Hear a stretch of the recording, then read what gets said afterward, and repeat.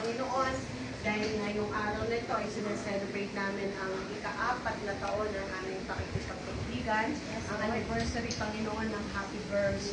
Salamat, Panginoon, dahil sa 4 na taon ay maraming pagsubok sa mga pagsasamahan, sa mga samaan ng loob, sa mga hindi pagkakaunawaan. Pero Panginoon, pinanatili mo ang pagmamahal sa pakikipagkaibigan. Kaya salamat, Panginoon, dahil growing up kami at ang lahat ay nakakapag-adjust sa bawat isa at naghahanap kami, Panginoon, ng higit pang maraming taon para sa Happy Births. Ang dalangin namin, ang samahan ay panatilihin mong maging matatag.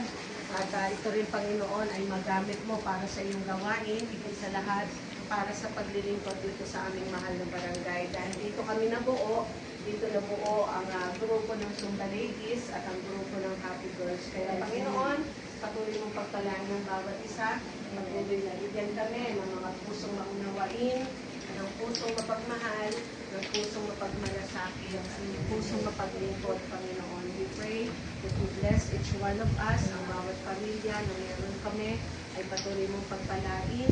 Ang lahat ng mga miyembro, Panginoon, kung sino man ang wala rito, ay po patuloy din na magpala sa kanila at sa mga susunod na pagkakataon ay makasama namin sila.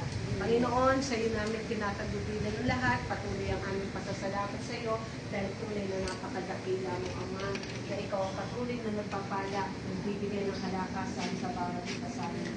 Ang lahat po ng ito, Panginoon, ay dinadalangin namin na may pasasalamat sa tanging pangalan ng Panginoong Jesus. Amen.